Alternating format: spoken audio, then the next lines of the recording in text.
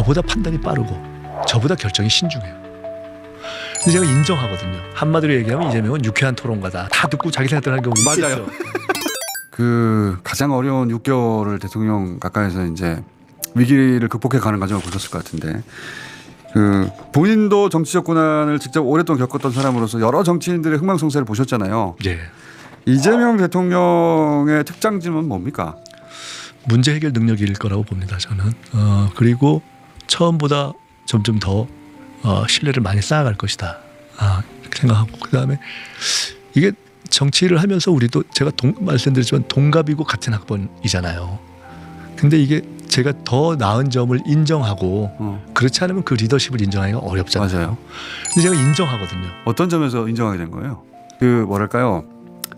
흥미로운 커플로 봤거든요. 제가. 왜냐하면 잠깐만 요 얘기만 할게요. 한 사람은 중학교 고등학교도 못 나왔어요. 한 사람은 과잉학번이에요. 하다 보니까 그렇게 된 거예요. 저도 처음부터 그러지 않았어요. 근데 어느 순간 두 사람이 같은 나이 같은 학번인데 만나가지고 굉장히 합이 좋은데 어쩌다가 저렇게 됐지? 궁금했거든요. 그거 좀 설명해 주세요. 첫째는 철학적 결이 같아서 그런 것 같습니다. 제가 아까 말씀드린 저는 2002년에 그 경험 이후로 18년을 거치면서 딱 하나 남은 게 있다면 결국 제일 중요한 게 모든 정치공학과 전략이 아니라 국민이다라는 생각을 뼈저리게 하고 근데 대통령의 철학은 한마디로 얘기하면 결국 국민이 한다는 거잖아요. 그 철학의 결이 같기 때문에 민주당의 당원 주권론에 대한 생각도 100% 일치하고 가야 될 방향에 대해서 그게 하나 있고 그러다 보니까 또 개인적으로 무슨 개파적지 이런 걸 안 하는 그 결도 같고 동년배인데 통상 이야기하는 86세대에 지금까지 지적됐던 여러 가지들에 있어 비교적 조금 약간 다른 스타일이 있는 것이 하나가 있고요. 근데 이제 더 중요하게는 제가 그런 선상에서 쭉 일을 하면서 합을 맞추면서 제가 리더십을 인정하는 이유는 이 사람이 리더가 맞다라고 인정한 게 어떤 대목이세요? 제가 김대중 대통령 때 꼭 상의를 안 드렸는데 지나고 나면 판단이 비슷했다는 느낌을 가질 때가 많았어요. 그래서 제가 이재명 대통령께 그런 걸 많이 느끼거든요. 전혀 어떤 거는 큰 틀만 논의하고 디테일 서로 얘기를 안 했는데 서로 같은 판단을 한 경우를 많이 뒤에 본 거예요. 거의 동시에 같은 얘기로. 그런데 제가 왜 리더십을 인정하냐? 저보다 판단이 빠르고 저보다 결정이 신중해요. 신중한데 어떻게 빠르죠? 판단이라는 것은 직감적인 게 있는 거죠. 그쵸. 사실 딱 보고 감이라는 게 오잖아요. 그렇죠. 근데 그렇다고 해서 꼭 바로 그때 결정하지는 않잖아요. 그쵸. 검증하지 않습니까? 그러니까 저도 비교적 그런 감이 있다고 생각하는 편인데 돌이켜보면 여러 가지 사안들에 있어서 가령 우리가 중도 보수론 이런 거를 제기한다든가 하나의 예예요.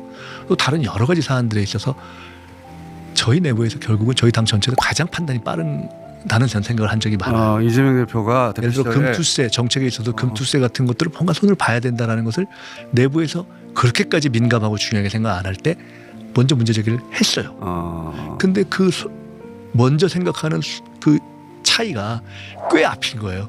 근데 제가 별로 문제를 느끼지 못했던 때 문제 제기한 경우가 많아요. 그러니까 저보다 빠른 거죠.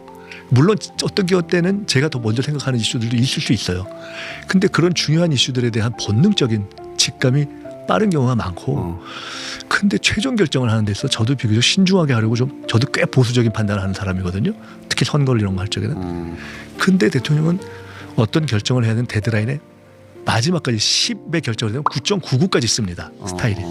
훌로 마지막까지 쓰고 또 하나는 늘 소위 레드팀을 두는 게 습관이 돼 있는 분이에요. 그래서 꼭 자기가 듣고 싶은 얘기만 듣는 게 아니고 항상 레드팀을 지정하고 꼭 레드팀을 이야기를 마지막에 청하고 가급적 토론이라는 게 일방화되지 않도록 하는 분위기를 만드는 것의 중요성을 아는 분이에요. 근데 저는 그것이 어떤 과정을 통해서 저분이 저런 식의 리더십 스타일을 익혔지?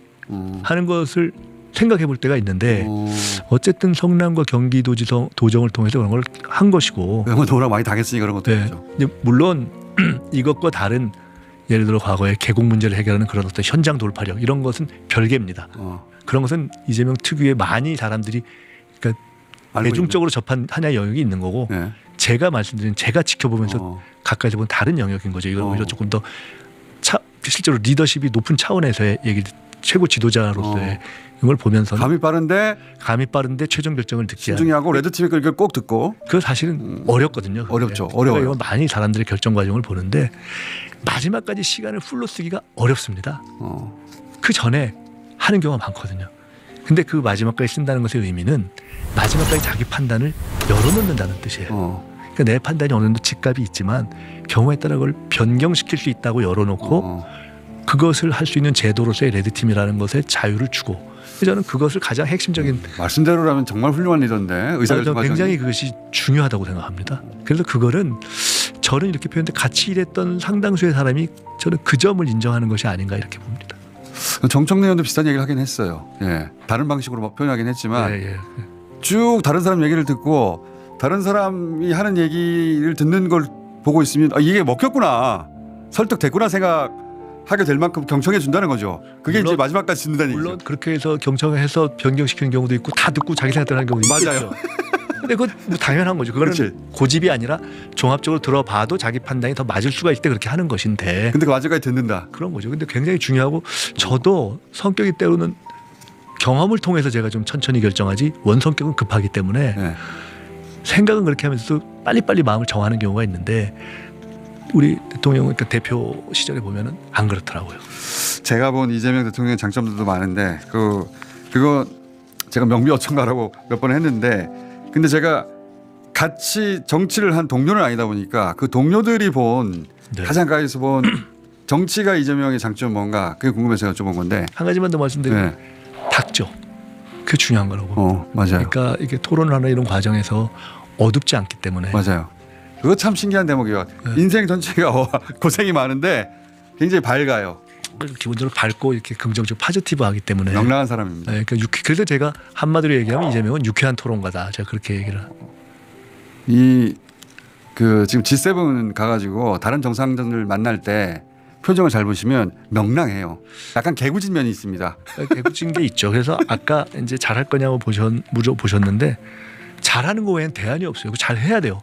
그래서 무조건 제가 이런 얘기를 하는 겁니다. 야당도 네. 한 2년은 좀 봐주고 도와줘야지. 못하면 그다음에 평가하면 되잖아요. 야당이 그럴 리가 없죠. 국민의힘이. 하여간 그렇게 되도록 인내심을 갖고 하겠습니다.